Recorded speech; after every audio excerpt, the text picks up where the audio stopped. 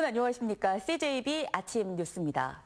경기 불황의 여파가 도내 지자체들의 세수 부족으로 이어지고 있습니다. 당장 지출 구조 조정에 들어간 충청북도는 세수 결손을 메꾸기 위해 기금을 깨고 15년 만에 지방채를 발행하는 방안도 검토하고 있습니다. 조윤관 기자입니다. 정부는 올해 59조 1천억 원의 세수가 감소할 것으로 예측하고 있습니다. 이는 국세의 19%가량을 떼서 전국 지자체에 나눠주는 지방교부세 결손으로 이어지고 있습니다. 충청북도의 지방교부세 결손액은 1,500억 원, 여기에 부동산 취등록세 등 지방세 수입 감소액 1,600억 원을 합하면 올해 세수 부족분은 3,100억 원에 달합니다. 이외 추경 7조 2,600억 원을 기준으로 하면 올해 충북 전체 예산의 4.3%에 해당하는 세수가 펑크난 겁니다. 내년은 더 걱정입니다. 정부는 내년도 예산안에서 지방교부세 규모를 올해보다 11.3%, 8조 5천억 원을 또다시 줄였습니다. 중앙정부가 일정하게 좀 부담을 안 하면서 연착륙시킬 수 있는 방법과 지자체는 지금 현재 가용한 재원을 통해서 예산 짤 때 사업을 줄이거나 불효불급한 사업들을 좀 늦추거나 이런 방식으로 해서. 충청북도는 당장 민간 보주 사업을 포함한 재정이 투입되는 사업들의 전면 재검토와 경비 절감에 들어갔습니다.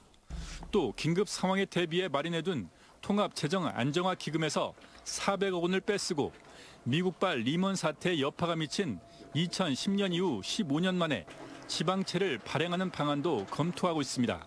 세출 쪽에 모든 사업을 원점에서 재검토해서 좀 세출 구조 조정을 할 예정이고요.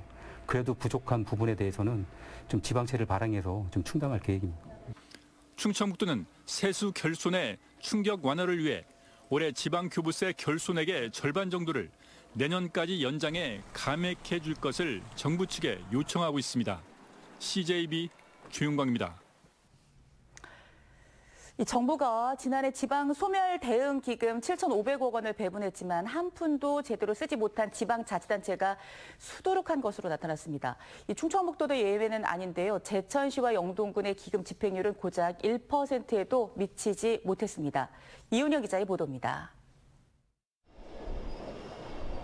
지난해부터 지방 소멸 위기에 직면한 전국 122개 지자체에 지원되는 지방 소멸 대응 기금. 앞으로 10년간 매년 1조 원씩 총 10조 원을 인구 감소 지역과 관심 지역에 지원하게 됩니다. 실제로 지난해부터 충청북도를 비롯해 도내 6개 시군에 모두 473억 원이 지원됐습니다. 하지만 제천시의 경우 48억 원 가운데 집행된 예산은 고작 1,800만 원, 0%대에 머물고 있습니다. 영동군에는 더 많은 54억 원의 예산이 지원됐지만 집행률은 역시 1%에도 미치지 못합니다. 옥천군과 단양군, 괴산군도 불과 3%대에 그치고 있습니다. 예산을 줘도 못 쓴 형국입니다. 인구 소멸 대응이라는 게 지자체의 노력이 가장 중요한데 인구 증가를 위한 그런 관심이라든지 정책 개발 이런 부분들이 더 필요하다고 생각이 됩니다. 매년 1조 원 규모의 지방 소멸 대응 기금이 전국에 배분되면서 한 푼이라도 더 받기 위해 지자체마다 사활을 걸고 있는 상황. 기초지자체의 경우 지난해 전남과 경남이 900억 원, 강원 700억 원, 전북 경북이 600억 원, 이웃한 충남도 500억 원대의 지방 소멸 대응 기금을 지원받은 데 반해 충북은 고작 300억 원을 받는 데 그쳤습니다. 더 큰 문제는 기금 집행률이 지지부진하면서 내년 예산마저 축소될 우려가 높다는 점입니다. 평가에 따라서 각 지자체에 배분되는 예산이 더 줄어들 수 있는 우려가 있기 때문에 예산 받는데도 이제 불이익이 따르겠죠. 당초 나눠먹기식 예산 배분이라는 비판과 함께 배분된 예산마저 제대로 집행이 되지 못하면서 지방소멸 대응기금의 실효성을 높이기 위한 특단의 대책이 필요해 보입니다. CJB 이윤영입니다. 장거리 운전을 하다 잠시 쉬기 위해서 고속도로 휴게소에 많이 들르셨죠. 그런데 연휴 기간 동안 휴게소 내에서 보행자가 차량에 치여 숨지는 안타까운 일이 벌어졌습니다. 이 사고가 난 휴게소는 보행자 안전을 지키는 구조물 등이 전혀 없었는데 한국도로공사가 7년 전부터 개선 사업을 추진해왔지만 전체의 70%는 그대로입니다. 박원 기자입니다. 중년으로 보이는 부부가 휴게소에서 길을 건너는 순간 갑자기 SUV 차량이 뒤에서 덮칩니다. 서행하는 차량과 정차된 차량까지 그대로 추돌합니다.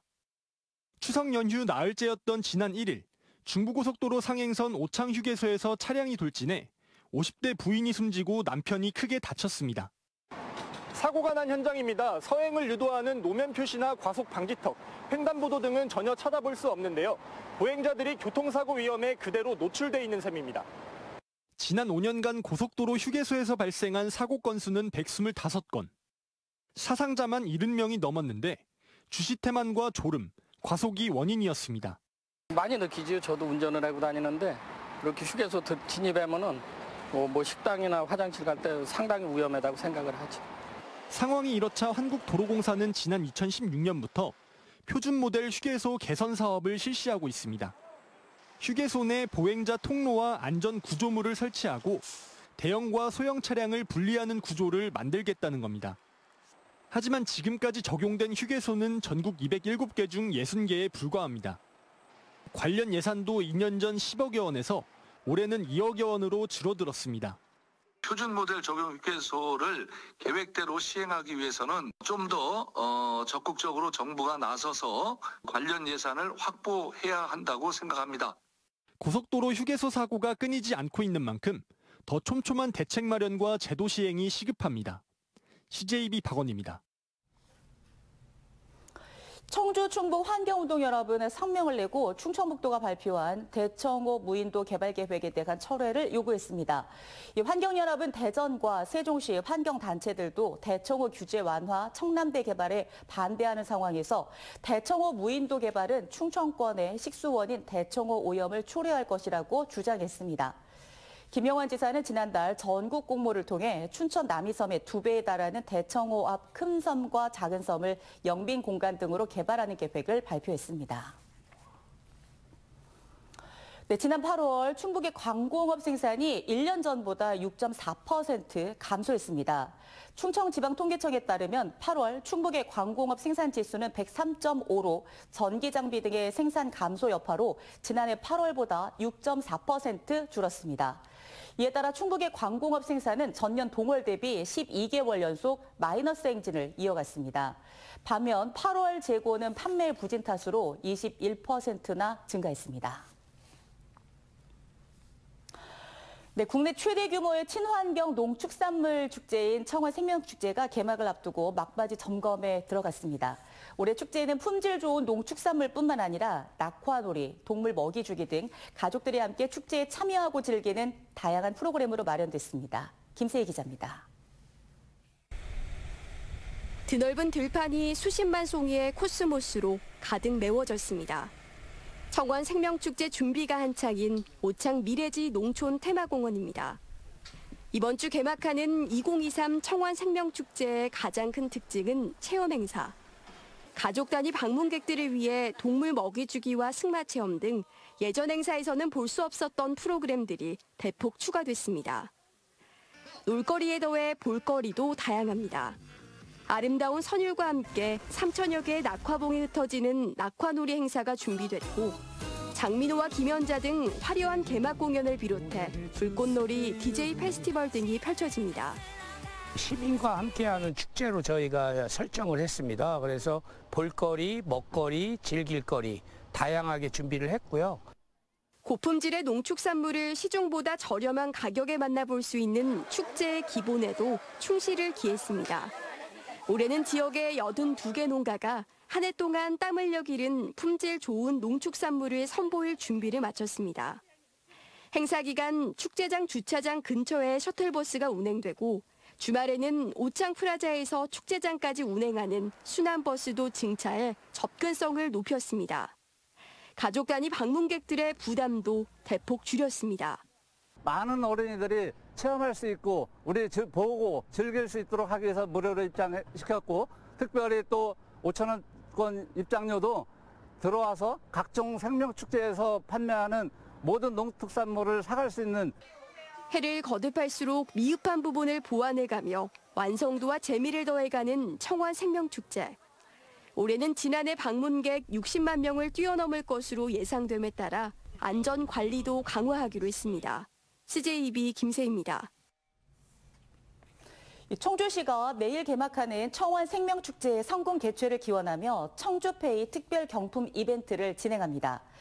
이벤트 기간인 오는 31일까지 청주페이를 청원 생명축제장에서 10만 원 이상 사용하면 응모 자격이 주어지며 경품으로는 1,000만 원 규모의 다양한 가전제품이 제공됩니다. 청주시는 전자추첨을 통해 당첨자를 결정해 다음 달 8일 청주페이 앱 팝업창에 공지할 예정입니다. 단양군이 전입세대와 초중고에 입학하는 학생에게 축하금을 지원합니다. 단양군은 인구 증가 지원에 관한 조례를 개정해 단양군에 전입하는 세대당 50만 원의 축하금을 초중고 진학학생 1명당 20만 원에서 50만 원의 지원금을 신설했습니다. 또 5호 이상 30호 미만의 정착세대 거주 주택단지 조성을 추진하는 입주 예정자 등에게 최대 2천만 원을 지원하는 조례를 개정했습니다. 충북기자협회가 올해 3분기 이달의 기자상을 시상했습니다. 일반 보도 부문은 14명의 사망자가 발생한 오송 지하차도 참사 과정에서 위험을 무릅쓰고 타인의 생명을 구한 의인들을 발굴해 연속 보도한 CJB 보도국의 박원, 김유찬, 박희성 기자가 수상했습니다. 기획 취재 부분은 역시 CJB 보도국의 진기훈 기자가 수상했는데 진기훈 기자는 날로 증가하는 다문화 학생과 이들에 대한 한국어 교육의 실태 그리고 개선할 방향을 제시한 연속 보도가 호평을 받았습니다. CJB 아침 뉴스를 마칩니다. 고맙습니다.